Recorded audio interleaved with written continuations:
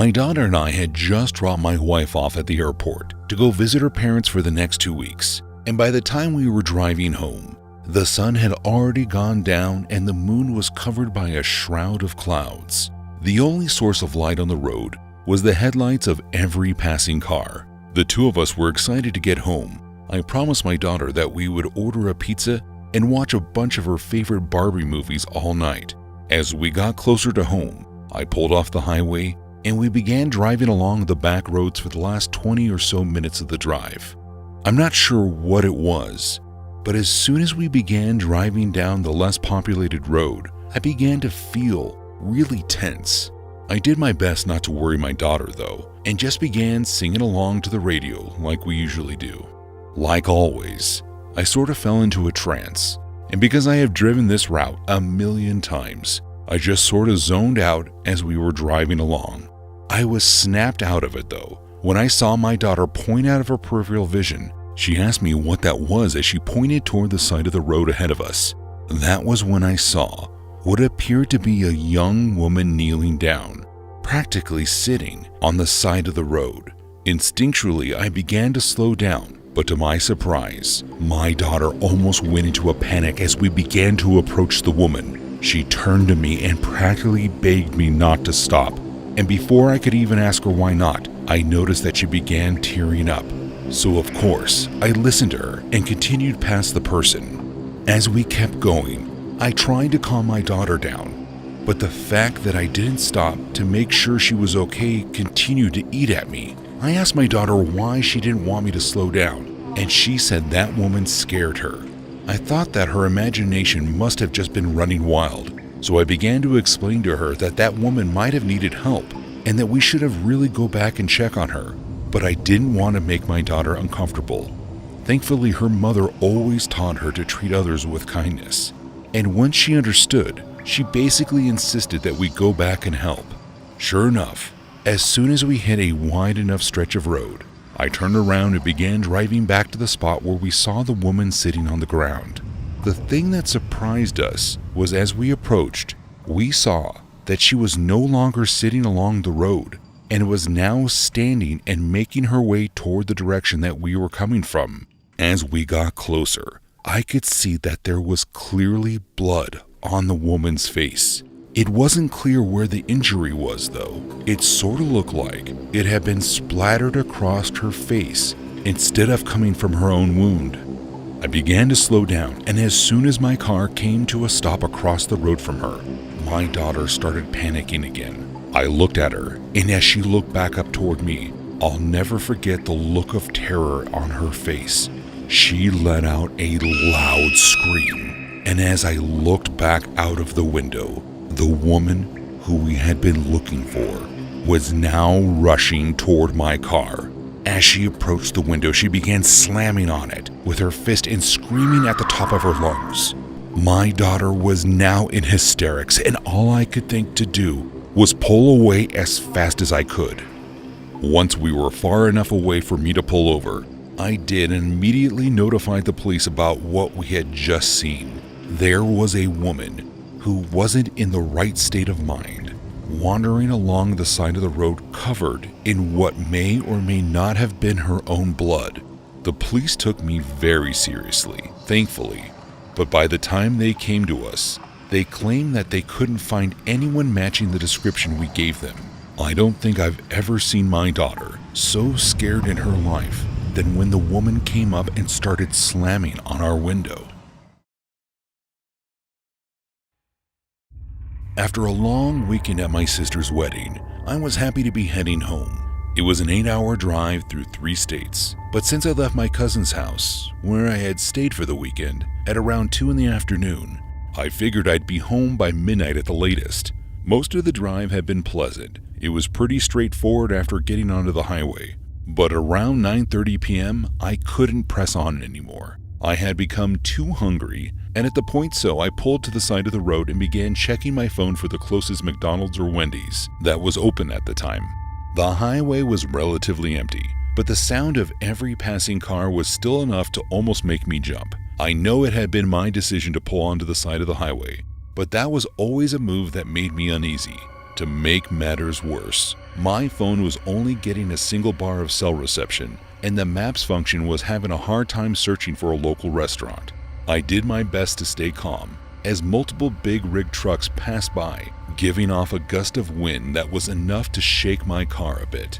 And by that point, my phone had finally loaded up a page of restaurants. I selected the closest McDonald's as my destination and got ready to pull back onto the highway. However, as soon as I hit my blinker, I noticed that a car that was coming up from behind me began to slow down and pull off to the side of the road. As the car began to approach mine, I just figured that someone thought I might need help and was coming to offer a helping hand. It wasn't until I saw the blue and red lights turn on that I realized it was a police officer. I immediately rolled down my window, turned my car off, and removed the keys from the ignition. And it wasn't long before I could see someone walking toward the driver's side of my car. It struck me as odd that the officer wasn't wearing a uniform of any sort, but I figured he might have been undercover or something of the sort.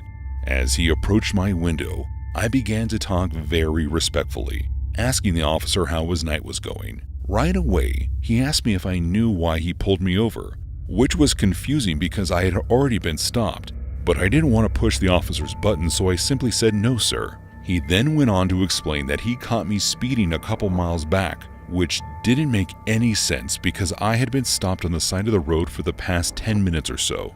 When I tried to explain that to him, he said that he didn't want to argue and then asked me for my license and registration. Right away, I had felt uneasy about this interaction, but in my head, there was nothing that I could do about it. I reached into my glove box and pulled out all the documentation and presented it to the officer.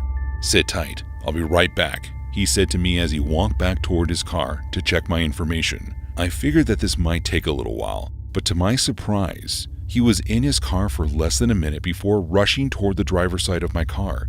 He grabbed the door handle and pulled it open quickly as he ordered me to step out of the car. Right away, I noticed that his hand was now placed on his hip as he was holding onto his gun. I complied and began to step out of my car, but as I did, I asked him what the problem was. That was when he notified me that I apparently had a warrant out for my arrest in some county in Arkansas. Now, that also didn't make sense because I had never visited Arkansas before. I tried to explain that this must have been some sort of mistake, and I asked to speak to his superior so maybe we can figure out what went wrong. He didn't like that I questioned him, and the man immediately grabbed my wrist and threw me up against the side of my car. What happened next was a bit surprising. Instead of the feeling of cold metal cuffs touching my wrist, it felt as though he was using some sort of flimsy plastic.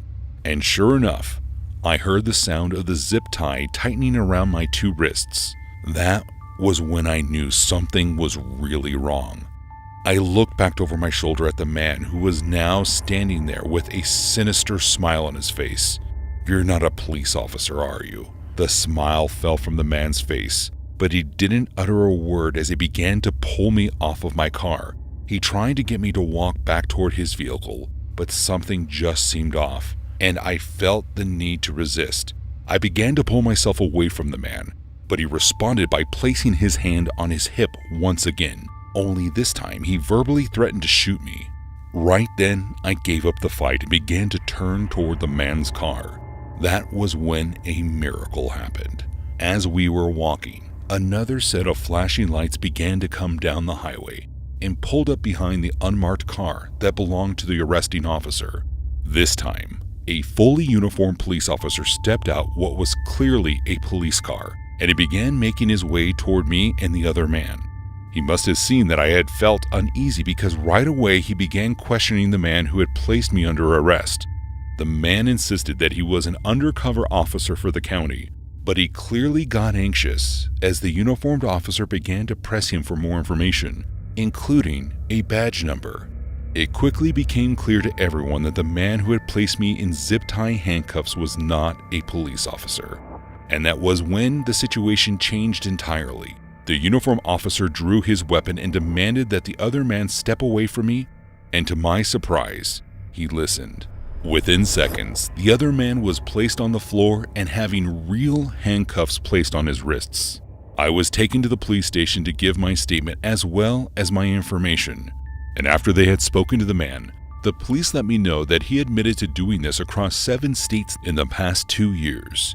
They couldn't tell if he was telling the truth or not, but the man himself claimed to have killed 14 victims, and I was apparently supposed to be number 15. After a long day at work, all that was on my mind was getting home. I worked in Manhattan and lived about an hour out of the city, so I had a long drive ahead of me, but I figured I'd throw on a podcast and I'd be home in no time. I never could have expected what would happen as I approached a streetlight shortly after crossing the bridge out of the city. I began pulling up to the light as it turned from green to yellow, then to red. I slowed my car down to a halt and waited patiently. There was no other car around, but to my surprise, it looked like the intersection was popular. There was a group of 4 people that had been seemingly waiting to cross the street. As I came to a stop, I was confused that only one of them began to move forward through the crosswalk, but I figured it was no big deal. At least, that was until the man stopped right in front of my car and turned to look directly at me. It was like my headlight shining in his face didn't even faze him. The man stood in front of my car and lifted his hand to point, but I couldn't tell if he was pointing at me or behind me. I began to look to my left and to my right out of confusion, and that was when I noticed that one of the men that were in the group on the sidewalk had begun walking toward the passenger side of my car. My first reaction was to put my car in reverse so that I could back away from the situation. But just as I went to do that, I looked in my rearview mirror and saw another one of the men had now positioned himself directly behind my car. I began to panic. I didn't know what to do, and now the man who had been walking up to the side of my car was at the door. I could hear him trying to pull the door open, but the handle, thankfully, I had been smart enough to lock it. I tried honking the horn to move the man in front of the car out of the way, but he wouldn't budge. That was when I noticed another man start to cross the street, and as he crossed across my car, I knew that it was heading toward my driver's side door. The only thing I could think to do was to put my car into drive and slowly move forward, hoping that it would force the men to move out of the way. The man in the front of the car tried to put his hands on the hood to stop me, but at that point, I was committed and pushed a little bit harder on the gas pedal as I steered a bit to the side. As the 2 men in the front of my car got pushed out of the way, I pressed down on the pedal harder and eventually managed to speed out of there. As I got farther away, I called the police to report the incident, but after that, I heard absolutely nothing about it.